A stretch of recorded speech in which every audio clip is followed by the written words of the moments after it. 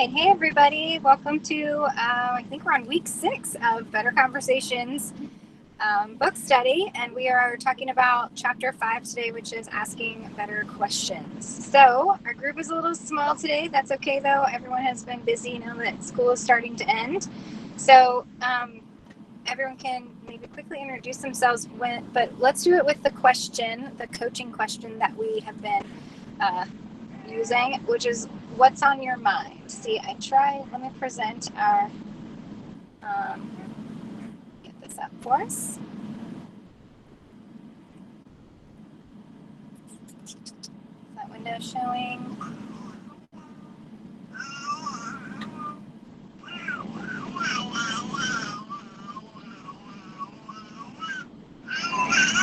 So since we have such a small group, we can definitely talk about what's on your mind. So let's see. I'm seeing, presentation showing. Awesome. So if you want to take a second and log on to that Menti and tell us what's been on your mind, then we can talk through. It can be about this chapter. It can be, about really anything that's going on with your coaching right now. I am in the car, so instead of typing my answer, I'll tell you while you guys put your answers in. I had a coaching session with teachers today that got me so excited because I was basically jumping up and down saying, I got to do my real job. I got to do my real job. because it is hard to really feel like you're getting to do coaching in this environment. There's a lot of technology training happening, but when it comes to true coaching and really moving people forward, that has been limited and few and far between. But now that my teachers are off from school and they're not teaching anymore, I'm starting to have a few meetings. Oh, there's somebody. Hey, Audrey, welcome. Now that my teachers are off from school, I'm starting to have a few meetings to really start working with them on next year and what will it look like, and they have big questions. And then we were, talking through all the questions, and I was trying my best to ask them questions and hear what they have to say, and really feel like I had a true coaching conversation today, and then was able to open that up at the end to say, okay, so our next steps are you think about this and then get back with me, and like I'm trying to set up kind of a weekly meeting cycle where let's meet next week and talk about something specific that you want to talk about related to this planning. So what's been on my mind has been actually getting to do my real job. So let's see what's been on yours.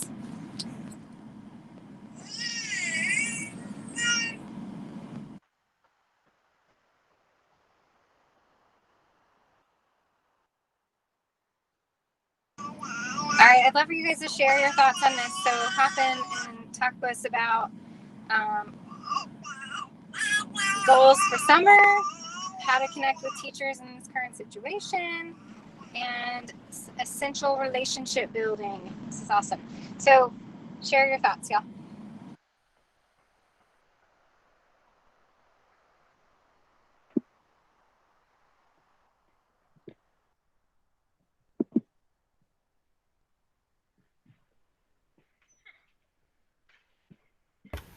Well, I'll share. I'm the one who wrote that it's essential for all relationships. I just feel like as I'm reading each of these chapters, I'm able to say, wow, I really do ask a lot of leading questions. And I haven't been at school recently, so the majority is just with my relationships in real life. I really do ask a lot of leading questions that I'm cloaking as questions, but aren't really questions. And how often might I do that with my coachees? It's just been wonderful. And I'll find myself in conversations and I'll be saying the things that are in the chapters in my head, just saying, remember, ask good questions, listen, don't judge. And this book has just been such a blessing. And I think it's one of those books that I'm gonna have to read every year because I just need to keep it always in front of me, how to have better conversations. So I'm so thankful. I'm so thankful for it.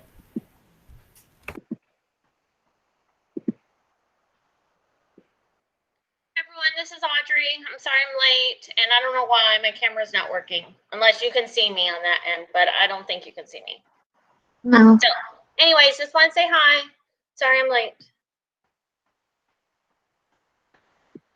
I say it's all good. So I wrote about setting goals for summer. I feel like since school ended, like it's already been a week, and I tried to like just take a break, but still learn this week. But I have to say to myself, tomorrow is Friday. You have 7 weeks after tomorrow before you have to go back. What are you going to focus on for summer? So I'm thinking about goals.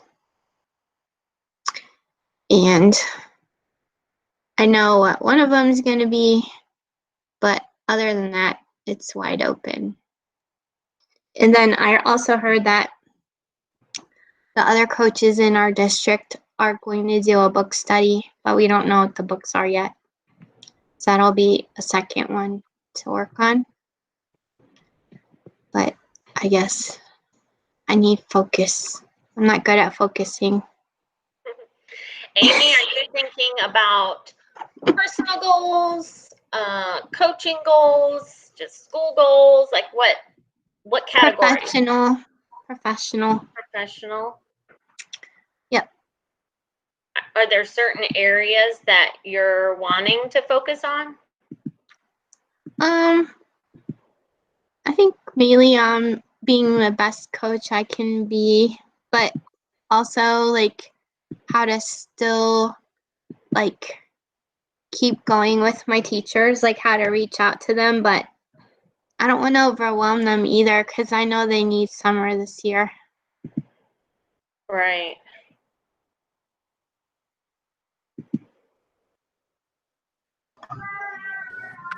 Yeah, that kind of connects to the other question. How do you connect with teachers in this situation? So what kind of things have been maybe things we can think about for that situation?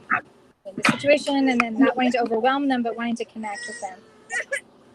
Yeah, that was my question that was the question I wrote down, because it hasn't really been like Allison, you were talking about like the coaching meetings and stuff that you had. Like, I feel so jealous because that hasn't been the situation. I think, and it's not a knock on anyone, but I just think the teachers are.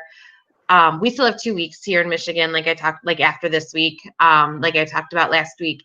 So, but I just think they're kind of at a part where they just want to survive. They want to get through. My counterpart and I offered some more tech sessions last week, and even on like brand new stuff, and there wasn't the attendance because when we got back from spring break in April, they pretty much had to plan out like the last 8 weeks of school. So I think a lot of them are feeling like this is where we're at. This is what we're in survival mode.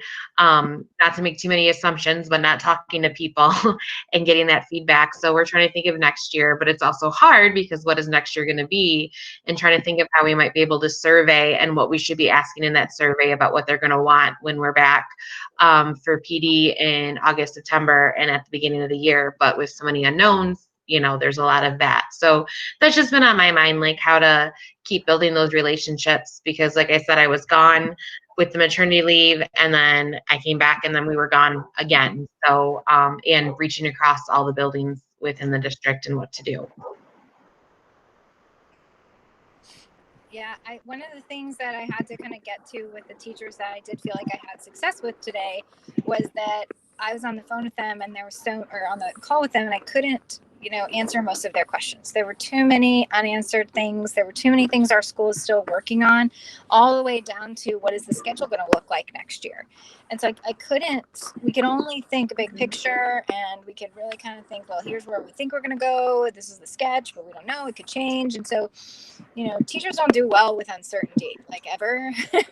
It's just not the typical type of person who is a teacher that he or she feels comfortable with uncertainty. They like to know what's going on and, run the classroom and be in charge.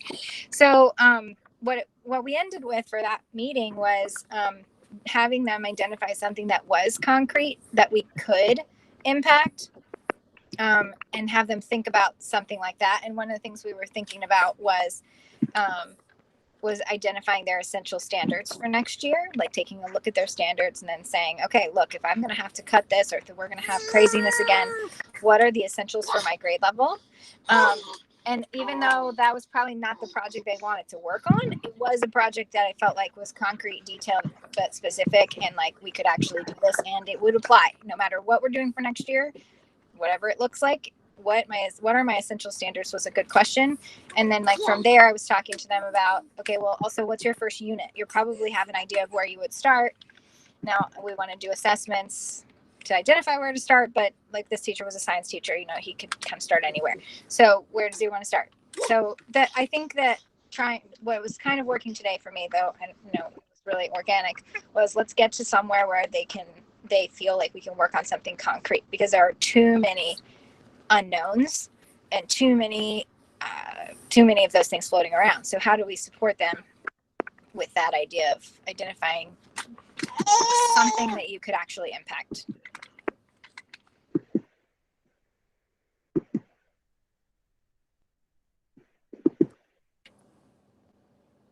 All right, so let's start talking about the chapter. I think that would be good. I'm going to presenting. And so the first question we were going to talk about was this idea of mindset. And that comes from one of the quotes that is in the book. I have to grab my book.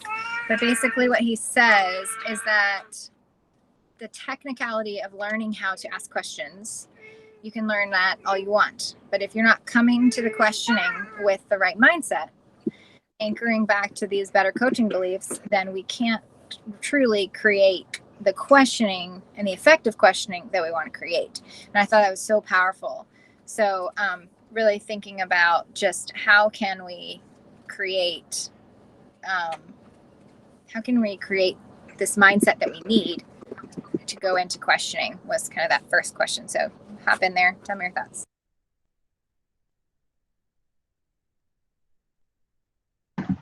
I really like the quote on page 93 when he said, when we view conversations as reciprocal, we enter into conversations as learners instead of talkers, which I know we've talked about in a couple chapters. I mean, like everything is connected. Like in the page before, he talks about questioning and listening being the yin and the yang. You can't listen if you're not asking good questions, but you can't ask good questions if you're not listening.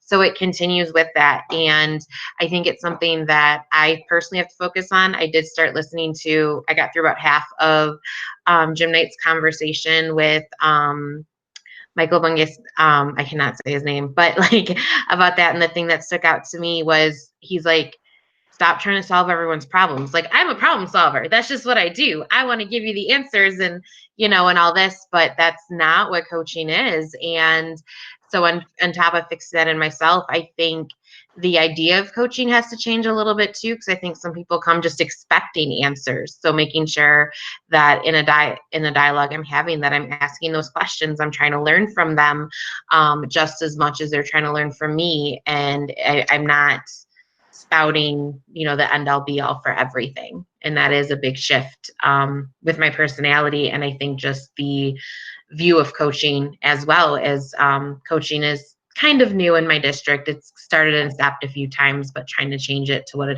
from what it has been.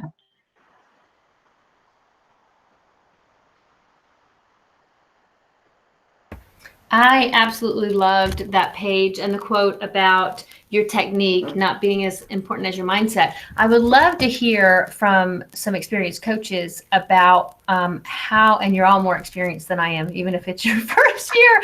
I would love to hear about how you shift the mindset with the staff at your school to actually want to take part in conversations.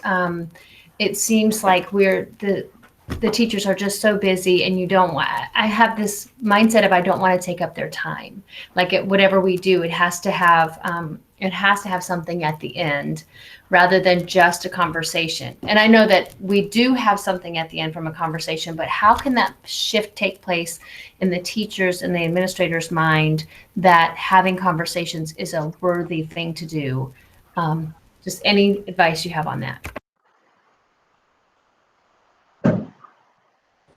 Shelly, last week when you were asking for that advice too, we kind of came through and offered you some advice, and I'm sure it was helpful. But after we all watched Michael Bungay Senior talk about how you don't give advice, I think we're all gonna say, hey, you know what, Shelly, what's some things that you might have thought about around that topic before we start giving you advice? I can't bring myself to give you advice knowing in this group that's what we're working on. I just can't.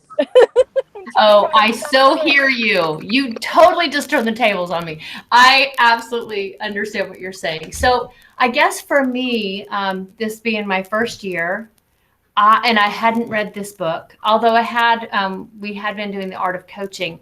I felt a great pressure in myself whenever I would meet with teachers that they would need to leave with plans. Like we're not here just to have a conversation. I'm here to help you plan out your week or to plan how we're going to co-teach together, or that something. I felt a great pressure from them and on myself that if I had been asking questions to try to get them to solve their own problems, I felt that pressure that, no, that's not what you're here for, Shelly. You are here to model lessons and co-teach and help plan. And I never found my swing. And I'm not sure how I would do that as going forth. So rather than give me advice, can you tell me how it looks in your school? Is that rephrasing it enough so you're not giving me advice? Well, before we do that, Shelly, I'm wondering, how did the teachers communicate that was their expectation? Or did they communicate that? Or was that an assumption that you were feeling? That is a great question. I think I brought a lot of that in, that, these teachers are busy. Like, they can't sit here and have a conversation with me. So I probably brought a lot of that in. Part of what made me feel that way is the lack of ability to meet, period. Just, hey, can we get together? Oh, not this week. I'll let you know.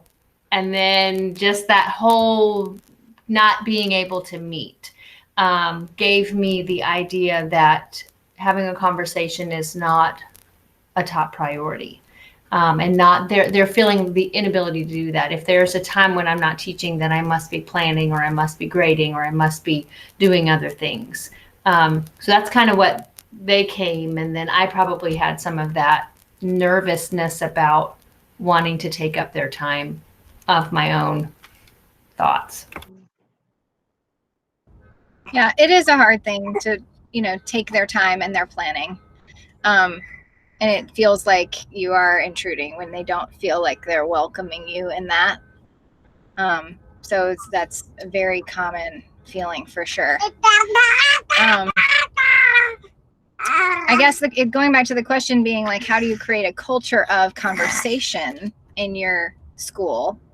Maybe we can just kind of talk around that idea. Like what are some ideas that we could do or use that are creating a culture of conversation among your faculty? What are some ways we could do that? Let's brainstorm that question.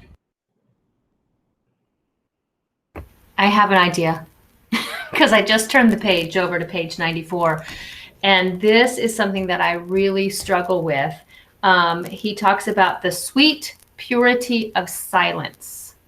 And I have never felt that sweet purity, because if there is silence, I am feeling a void, and that I must fill the void. I mean, this is not sweet. This is awkward, and I've got to be talking. And so maybe I'm bringing some we've got to be doing something. We've got to be planning about doing this, instead of offering some silence back to the teachers. I'm really bummed because I actually went to a training last August about coaching with, we have the Michigan Association of Secondary School Principals, and there's this amazing guy, Steve, that came to our ISD and worked with stuff. And I'm still like learning to perfect like what he did and what was awesome. But he spoke a lot about how in our conversation, like, I guess like in any conversation you have to kind of follow a certain pattern. Like with him, it's like you listen, you pause, like you have, and again, I'm really bad with the silence too, Shelly. Like I'm a talker, I'm a babbler. Like my husband says I'd be a horrible salesperson because I get someone to agree and I'm like, are you sure? Are you sure? Did you think about this? Like, are you positive? But to take that time to pause and then restate what they said, you know, almost as a confirmation, not word for word, but like you're paraphrasing. And then there were different question stems that he had to help us phrase, like those thought-provoking questions and these open opinion-based questions. And I thought I had all that paperwork at home, but like right before schools closed, I was at a conference, so I took it out and I didn't realize it was still in my office. But I think in any conversation you have, if you continue to practice those patterns, and he gave us a little flip book, and if I ever get a hold of it, I will try to share some things with you. And he said, have it with you, open up that vulnerability. But he's like, even if it's just a question at the start of the day, such as the question of what's on your mind or how's it going, you're continuing to follow that protocol so they kind of get comfortable with it and have that idea. And so like I tried some, you know, before school check-ins with teachers, and that might lead to stuff. And then when you're in the conversation though, it's so hard to remember all that stuff. So you just have to keep practicing. But I think if even in something small that seems informal, there are certain moves you could be doing, and that gets people more comfortable and helps build the relationships. Because if you look up anything about coaching, it's all relationships, relationships, relationships. And you don't build them by being like, all right, so I want, you know, let's co-teach, let's co-plan. Sometimes let's do a coaching cycle. Sometimes that's going to take a little bit of time, but if you are building those very comfortable situations and safe situations, it could have the possibility to continue to build. Like I said, I'm not there yet. I'm just going by my research and what I've learned, but I think it's just something we have to practice in all of our interactions, and it will help change like the feeling of it, at least when they're interacting with you.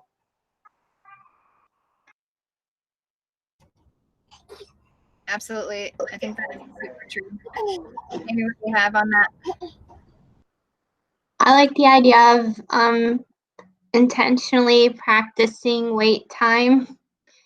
I think that is a really hard thing for teachers, and I think it's a hard thing for coaches too, because we want to fix things.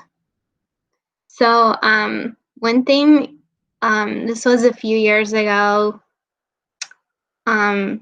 we put little like reminder cards in the back of the classroom on the wall, and it said A5.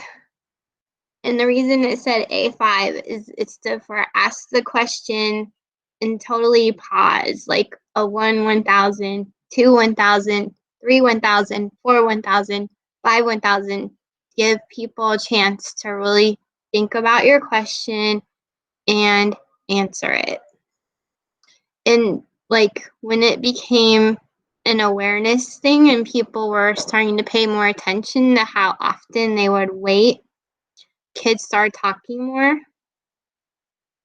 and the teachers saw growth in conversation among the students. And so I think it was a really helpful tool for us to use that. But it is hard. But you have to be intentional about it when you're first starting, because I don't think it comes naturally. I really don't. Yeah, it doesn't come naturally for sure. One of the things that I was thinking about is this idea of like experience changes beliefs, right? So if they don't really feel like conversations are a benefit right now because they're too busy, I think that we've got to really know that what's a 3 o'clock question? That's not really what's going on. They're not too busy.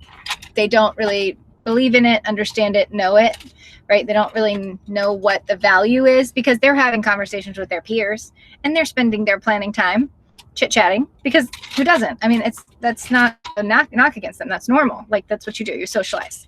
So let's thinking about ways to help them see the value of a conversation could be worth thinking about, and not just with you, but like with each other, but intentional conversations. So I wonder if like facilitating a professional learning, or like I would use a faculty meeting if you have access to using faculty meetings, and like ask for some time during a faculty meeting to create an experience that might help them understand the value of conversations. And what does that look like? It could look a lot of different ways, but using like a set of questions that they maybe go through with a partner during the faculty meeting. Now, I'm pretty sure that your faculty meeting is probably not that interactive. So like, again, you're changing culture even by having a different style faculty meeting.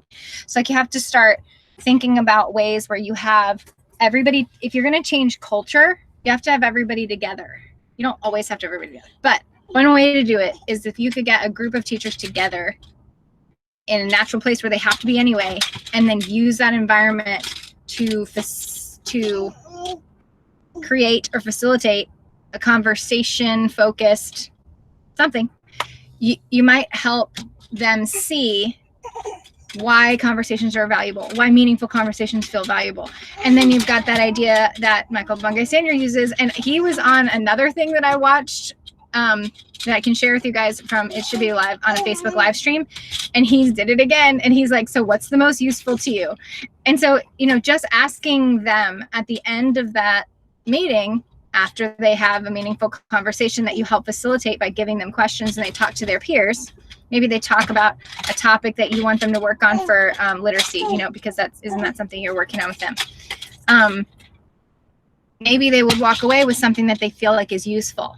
And if you're collecting that data and you're like, you make them do it as like an exit ticket, and what was useful to them, now you have a door that you've just opened to potentially a conversation that you can follow up with. And I think you've got to try and find places and ways to start changing the culture, big picture with everybody in the room somehow, and then follow up with the one-on-one coaching opportunity, or follow up with the grade level coaching opportunity, and help them see the value of conversations. And don't hide the fact that this is what you're actually doing. Like, I want you to know the value of an intentional conversation around instruction. So what we're going to do today is talk about, and you use this conversation idea, these questions, to really have a conversation about instruction. And I want you to really walk out of here understanding the value of these kinds of conversations with your peers or with a coach. Like, you don't hide what you're trying to do.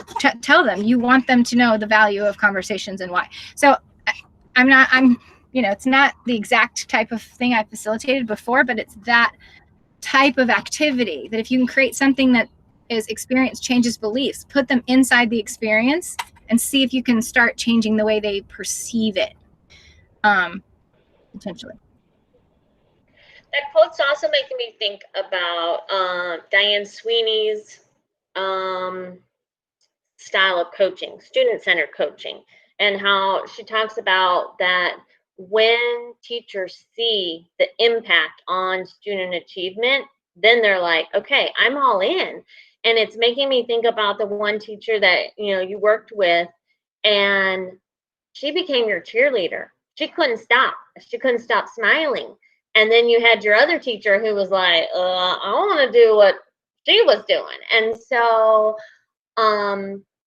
that also begins to spread some of that acceptance. And I think, unfortunately, with this whole thing going down, it stopped the movement that you had going on.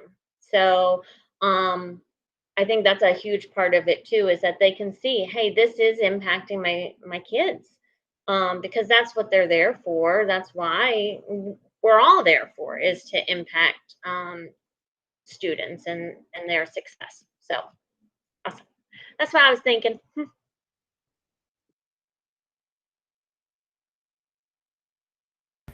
Well, thank you, ladies. You have given me a lot to think about. I did not mean to derail our conversation about chapter 5, but yes, thank you so much. That helps a lot. Not derailing at all. I think it's really relevant to the whole thing, because asking better questions is engaging in these dialogical conversations, and it's all about the mindset that you come to it with. So it's all totally connected. And I think everybody has similar questions. Like, this is kind of going back to what Jessica said. Like, if this coaching thing is all about relationships, how do I get through the relationship part and start getting to the productivity part? And like, how do I start getting to the point where we're actually making progress? Because I'm trying to build relationships, but nobody seems to want to do anything with me yet, and we're not getting anywhere. But I think another thing is too, you're going to get somewhere if you keep showing up. People don't always jump on the sale the first time they see it, right? But the first time it becomes relevant to them and they really need that thing that you're selling, because you are selling yourself a little bit in terms of you're selling the idea of coaching, then they'll come back around. So I think a lot of it too is about showing up for these conversations and being there. For the chapter, he talks about asking open questions versus closed questions. So I thought it'd be good for us to think about, like, how can we get better at asking open questions? And I know somebody said too, trying not to phrase your questions like they are a suggestion in question form. Have you thought about that's really hard. That's so hard as a early on coach, and I still do it all the time.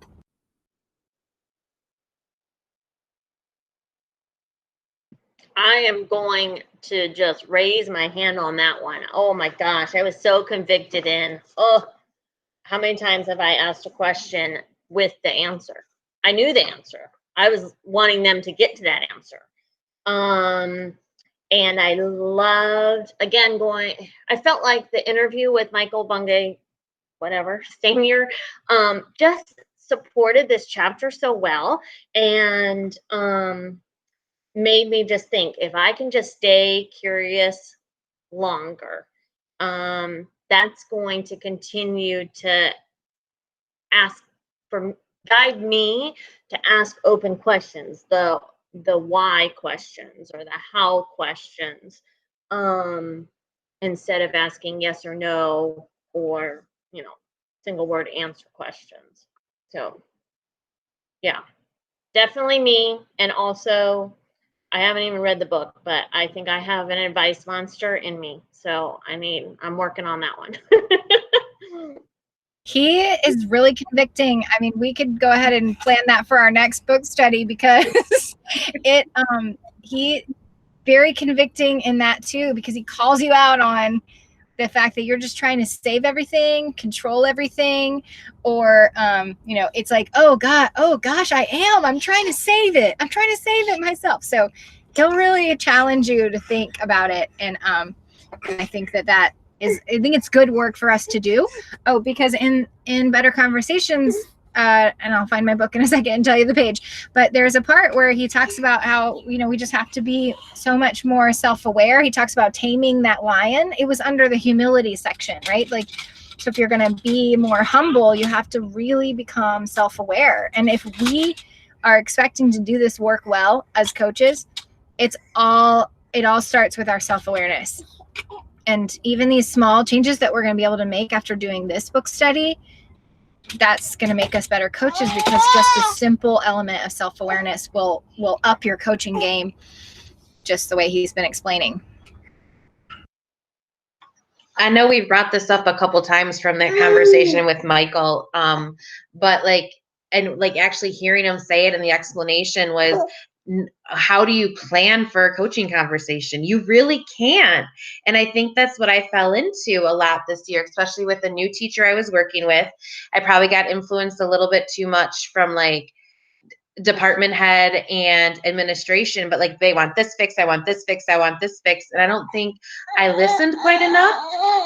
And when in curious, I went in with, I'm going to give her the advice she needs, and it's going to get better, because I struggled my first year. I can fix it, but that doesn't necessarily help. You know what I mean? And so, I would do all this planning, we're going to talk about this, we're going to talk about that. And, I wish I could go back and fix those conversations now. I feel so bad.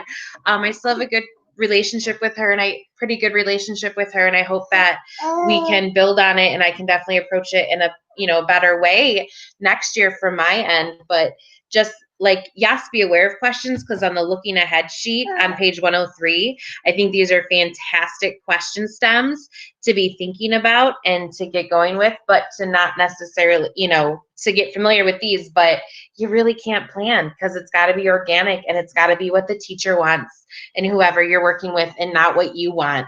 And it's hard for us because I have the advice monster too. And I immediately ordered both books. Like, while I was listening to the conversation, I had that on my phone and I went on my computer and ordered them. So I'm like, this is what I need. This is what I have to work on, because I've always been the fixer. And while I knew in my heart that's not what coaching was, it was hard to change it and know how to change it, because it's just what I fall into. And yeah, all of this was very thought-provoking, and to really rethink of how we approach when we're working with someone. Do you work in districts where there are multiple coaches? Because I'm thinking back to when I started coaching. I was in a district, there were 8 others of me, and there was definitely different ideologies about coaching. So when we would come together to meet, I would hear, well, I'm doing this and I'm doing this. And I was at that point hearing lots of directive coaching, a lot of the principals making me work with this teacher, blah, blah, blah. And so in the beginning, it started to shape, like, oh, this is what I think of coaching. Fortunately, I did my own learning and have reworked that theory, but it made it hard hearing what was going on at other schools. So I'm wondering if you guys are in those types of districts, and do you all share the same belief systems around coaching, or how does that look?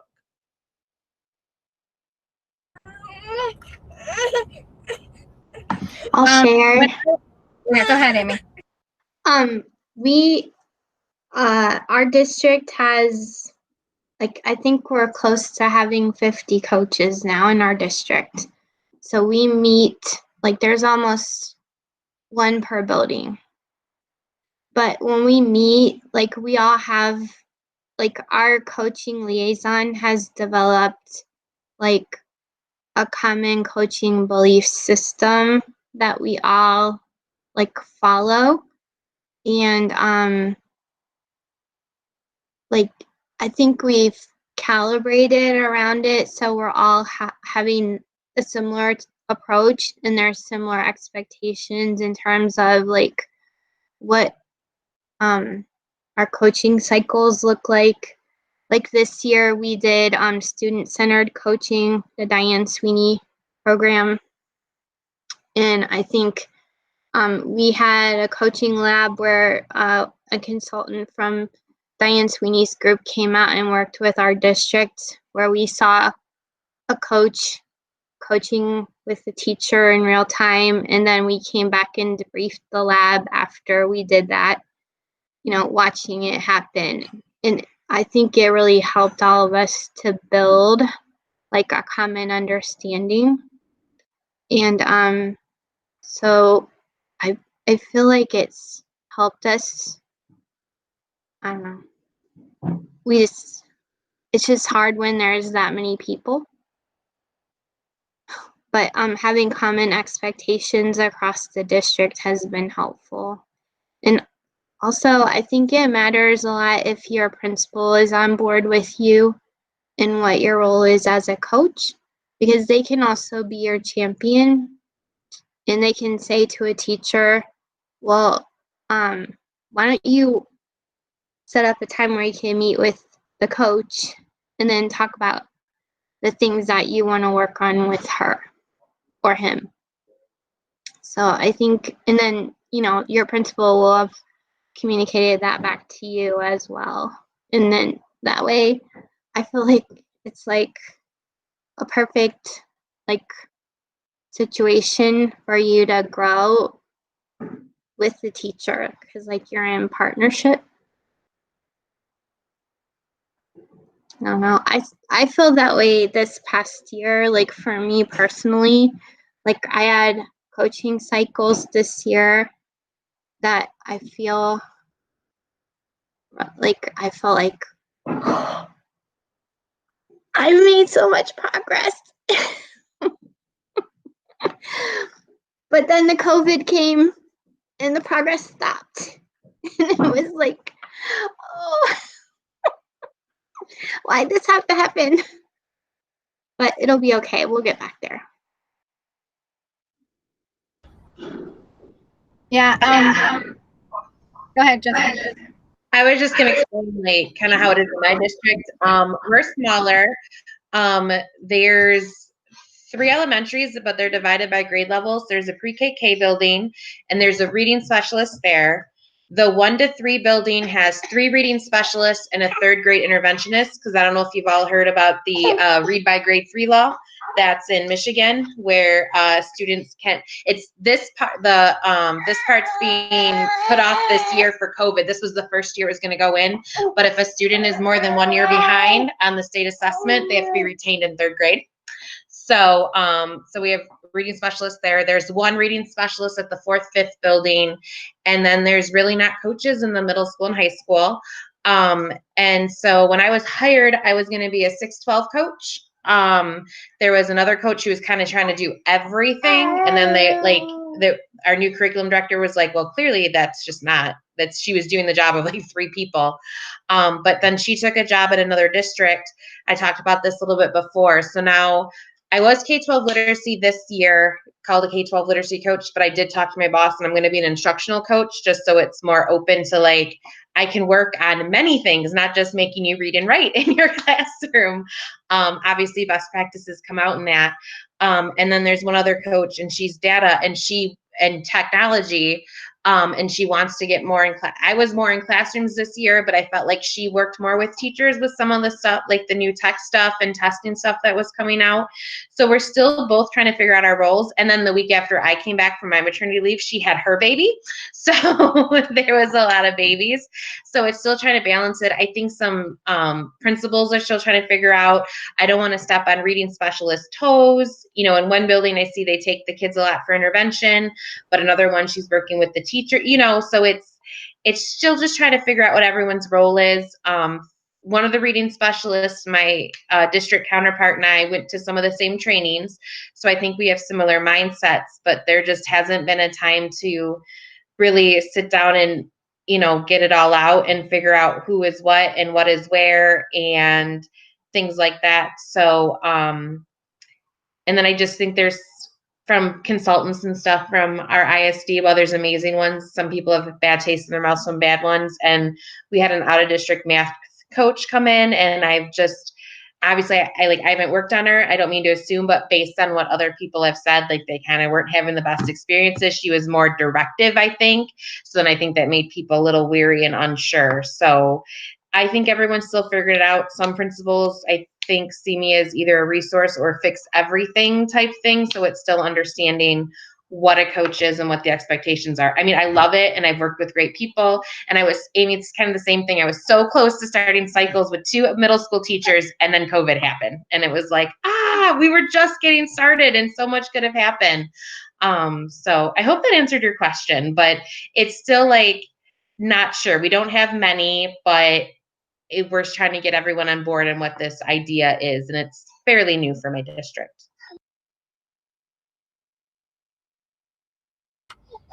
Have a screaming baby back here, but this just makes me think a lot about building coaches, and even if they do have other coaches in the district that they work with, and it would be great if everyone could be on the same page and really do this kind of work. I think doing a book study is one great way to get everybody on the same page. But I think that building that idea of what is coaching and what do we truly believe about coaching has to also happen with the administration team that you're partnering with, because you become this liaison between the teachers and the admin, and you're not, you're trying to keep your coaching confidential, but you're on the admin team. I mean, you're not an administrator, but you meet with them and you plan with them and you work with them, and your teachers aren't really your team because it's not the same. So, I think it's really about facilitating these types of conversations with your administrative team if you're a building coach, and obviously with other coaches would be helpful too, because then you can really do what we're doing, which is dig deep. But if you have an admin who does not see coaching the way you see it, there's going to be conflict, and you know, you can only do so much to impact that, but you can impact it. And you can put an article and say, hey, you know, here's this article that I'd love to read with you. Do you mind reading it? And then having a meeting about it. Like, I don't know, maybe they'll say yes. But usually just the way that we feel convicted by this book, if you put this in front of somebody and you work with them on it, they're going to get that same conviction. Like, this is just a convicting approach, and it makes you really be reflective, and you can do it in bits and pieces. It doesn't have to be a full book study. But I think when it comes to getting everybody on the same page, I think you as the coach, and I think this is where we don't realize this is part of our role, but you as the coach have to facilitate that, that kind of thinking around what is coaching with other people around you, because kind of what you were alluding to, Audrey, like there's all these different perspectives, and people often are like, you know, very directive with it and think that that's what they're supposed to do. But if you have the opportunity to facilitate conversation with admin or other coaches around what is this thing really, what do we really want it to be, it'll start to shift. And so I know you do that work, Audrey, so I'm sure that you've been able to lead some of that. But that to me is what I've been doing, because I'm a single. When in my other school, when I launched a coaching program, it was 3 full-time coaches, and I was one of them. And we were bringing on some teacher coaches. I think I told you all about that in the Voxer. But now that I'm at this new school, I'm the only coach. That's me and 75 or 80 teachers. And the administrators that I'm working with have never had a coach before. So it's really my role to help them understand my role. And I think often we think it's the admin's role to tell us what we're supposed to do. But I just flip that over and say, hey, here's what I'm going to do. I'm going to bring you what this is, and here's why we approach it this way, and here's my foundational beliefs. And, you know, I've been doing the thinking, and then I just kind of bring some of that to them and try to create facilitative conversations around why. Because I need to be able to say to them what, in a respectful, dialogical way, what you're asking me to do is outside of the boundaries of coaching. Whether it's evaluate, whether it's hold somebody accountable, you know, these different things that are often put on you as a coach. If you haven't had those conversations with your admin team and they don't really understand what coaching is, then how are you able to even say no? Or how are you able to show them that maybe this particular thing is not really what I should be doing? So, sorry, ranting.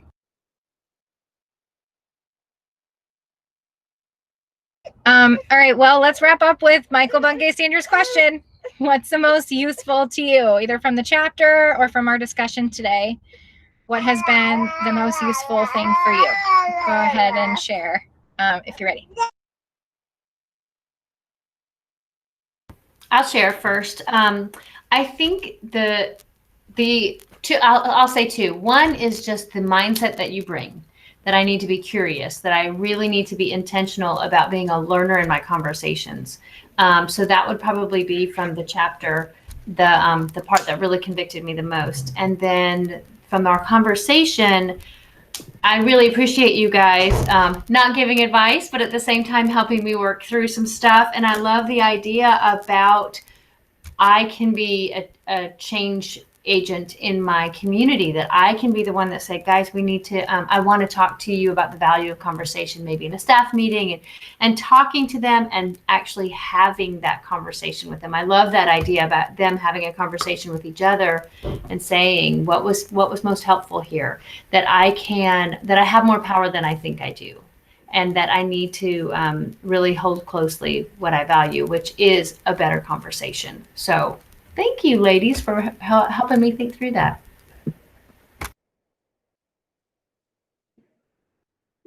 I have to pop over to another meeting. So I'm going to be really quick. I think for me, from the book, it's just that continuous reminder that we shouldn't ask questions to which we think we already know the answer. Rather, we should ask questions because we authentically want to hear what our partner has to say. And just even saying it out loud, it's making me realize that when we do that, that even builds the relationship more. People will understand and feel like they really are interested in me. They want to know this. And so I think that's just so important, and important for me to remember every time I go to ask a question I already know the answer. I need to stop myself and just be silent. In terms of today, I just love hearing everyone's ideas, and really liked how when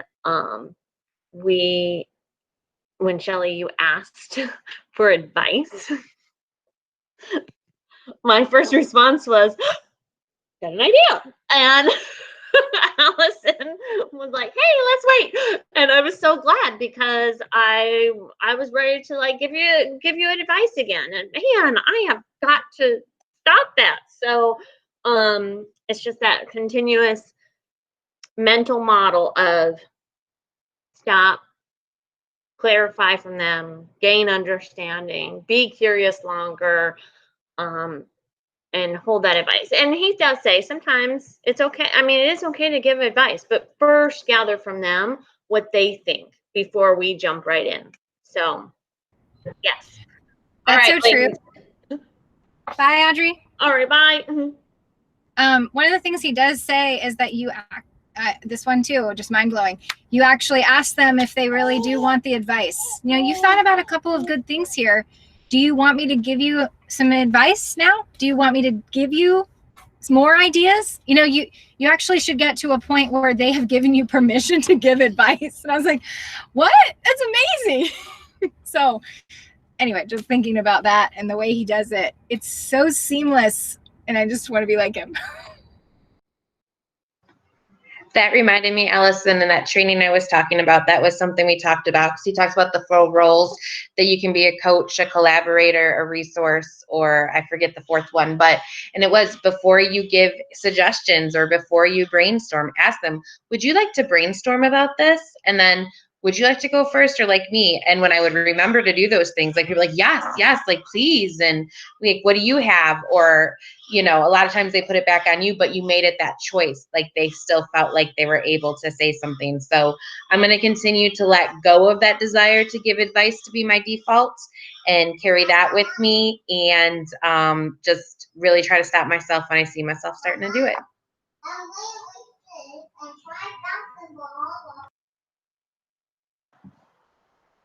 Thanks for all of your input. I really enjoyed listening to everyone's thinking today. And I really like the idea too of staying curious from the book. I think that is super, super important. The purity of silence. And also, one that we didn't really talk about, but one that I believe is really important, is for the teachers to feel psychologically safe in sharing with you, that they trust you. And I underline that because I think that trust can be broken really quickly if you're doing something like having a conversation with another person about that situation. So the importance of making sure that you keep things private, and the other part is not to give advice. Like trying to refrain from that, because like that advice monster exists in me too. So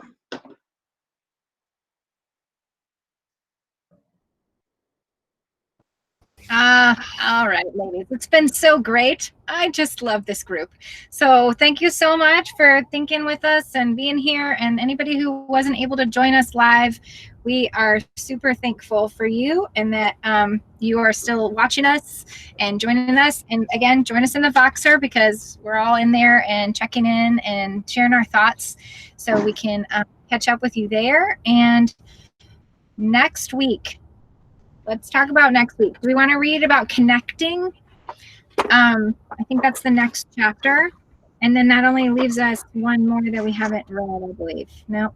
We're connecting, finding common ground, and then the last one is building trust. We have 3 more. So let's maybe think about what we want to do next. I've been starting some professional learning communities with my teachers, which is exciting, but it means I'm going to have to do those as weekly meetings. So I want to make sure I can be available for us to continue because it's been so good. But maybe let's just think about what's the next. Just do the next chapter. You want to just do connecting? I think that's next. Chapter 6? Okay. We'll just do that next week, and I'll send out the email and post the video, and we'll go take care of our babies. All right, y'all. I love you. Have a great day, okay? And a good weekend. Bye.